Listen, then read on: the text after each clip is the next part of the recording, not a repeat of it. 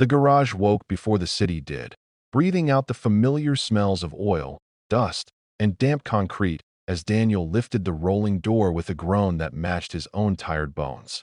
Pale morning light slipped inside, touching the dents on old toolboxes and the faded calendar still stuck on a year that no longer mattered.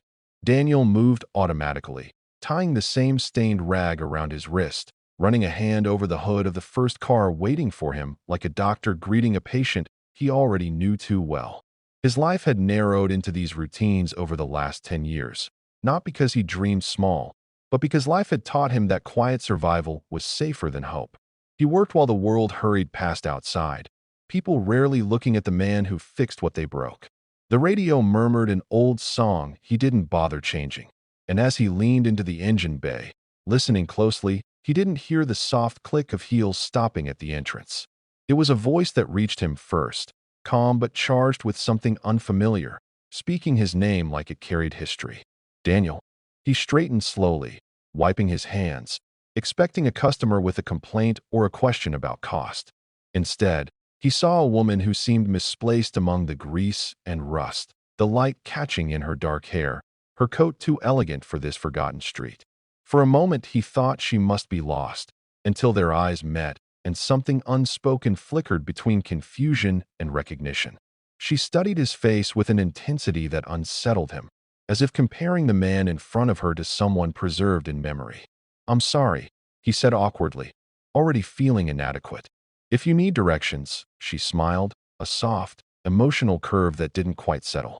"You don't recognize me," she said, not accusing, just stating a truth.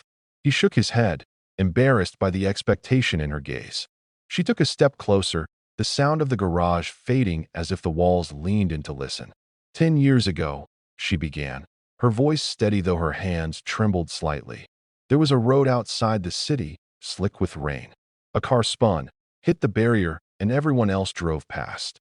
Daniel's chest tightened, the memory rising uninvited, sharp and vivid. Twisted metal, shattered glass, a child's cry cutting through the storm. He remembered stopping without thinking, remembered the door jammed tight, the blood on his knuckles as he forced it open. "I was the girl in the back seat," she said, eyes shining now. "The one who couldn't stop shaking." Daniel swallowed. He hadn't thought of that night in years, had buried it under work and fatigue. "You pulled me out," she continued, "wrapped me in your jacket, and told me to breathe with you until the sirens came." She inhaled slowly, as if proving she still remembered how. "I am the girl you saved 10 years ago." The words landed heavily in the small space. Daniel looked at his hands, scarred and rough, remembering how small hers had felt in his grip. "You were just a kid," he murmured, almost to himself. She nodded, a tear finally escaping. "And you stayed with me even though you were hurt." He remembered the pain only later, the shock dulling it then. He had never considered what became of her after the ambulance doors closed. To him, that night had ended the moment he drove away, soaked and silent. Now it stood in front of him, alive and radiant. The garage felt suddenly too small for the weight of it all. She thanked him, not quickly or politely, but with the gravity of someone who had carried gratitude for a decade. Daniel felt exposed, unsure how to receive something so big when his life had been built on staying unnoticed.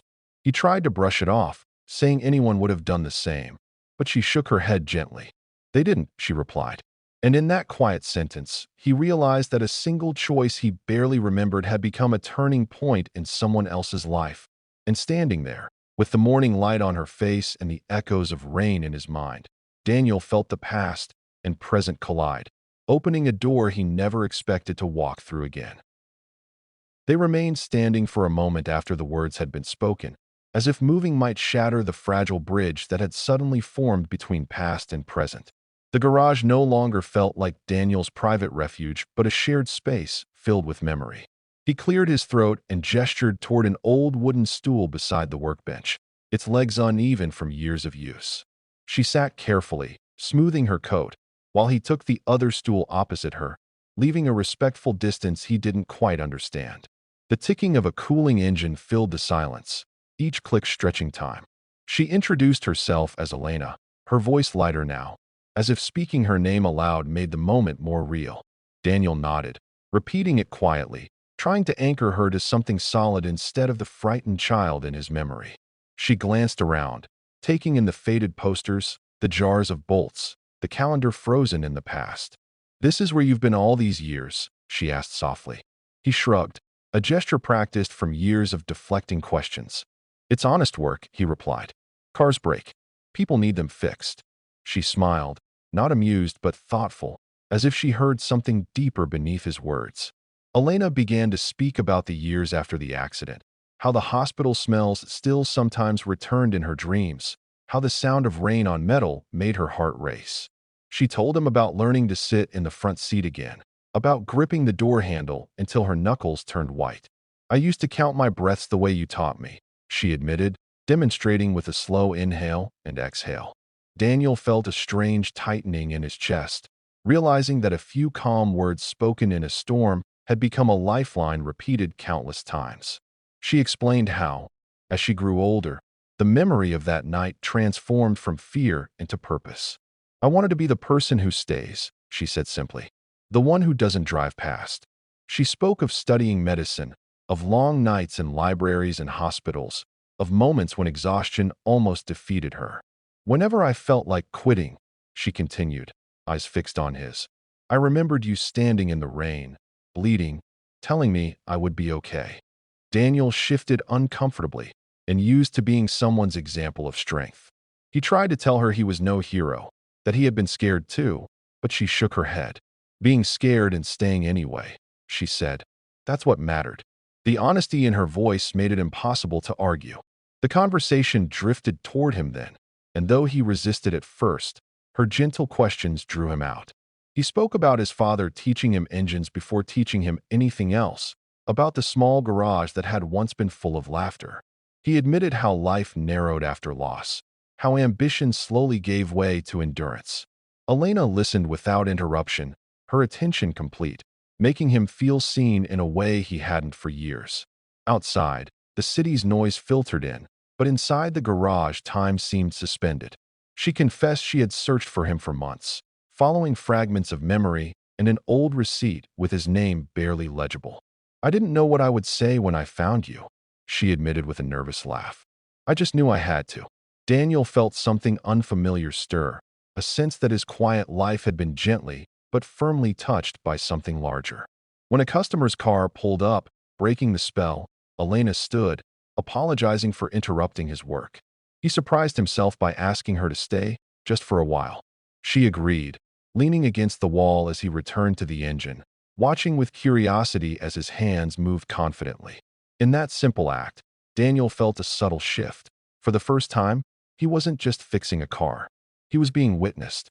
And as they exchanged small smiles over the hum of machinery, it became clear that their meeting was not just about the past being acknowledged, but about two lives pausing at the same crossroads, uncertain, yet quietly aware that something meaningful had begun to unfold. By the time the sun began to lower, painting the street outside the garage in warm shades of gold and amber, Daniel realized the day had slipped through his fingers without him noticing. The usual urgency that pushed him from one repair to the next was gone, replaced by a calm attentiveness he hadn't felt in years. Elena stepped outside first, stretching slightly as if waking from a long dream, then turned back to look at him with an expression that held both gratitude and uncertainty. The air between them felt full, heavy with everything left unsaid. She suggested coffee, her tone casual, but her eyes searching his face for an answer. Daniel hesitated, the old instinct to return to routine tugging at him, but something stronger held him in place. He nodded, surprising himself, and locked the garage for the first time before nightfall. The cafe on the corner was small and quiet, the kind of place where time slowed and conversations mattered. Steam curled from their cups as they sat across from each other, the noise of the city softened by thick windows and dim lights. They spoke easily now, the stiffness of strangers gone. Elena laughed as she described her clumsy first days in medical school, how she fainted during her first surgery observation, and Daniel found himself laughing too, a sound that felt rusty but real. He shared stories of impossible customers, of cars that should not have survived but did, and she listened with the same focus she had shown in the garage. The talk shifted naturally toward the present, then carefully toward the future. Elena admitted she would be leaving soon for her hospital residency in another city, her words steady though her fingers tightened around her cup. Daniel felt the weight of that distance before it even existed. He confessed that he had never imagined much beyond tomorrow, that his life had become a series of days strung together by habit rather than hope. She looked at him thoughtfully, then said, "You gave me my future without knowing it. You deserve one too." The simplicity of her belief unsettled him more than praise ever had.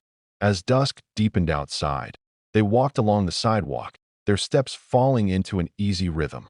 Elena spoke about fear, about how even now she sometimes woke from dreams of that crash, but how those dreams no longer owned her.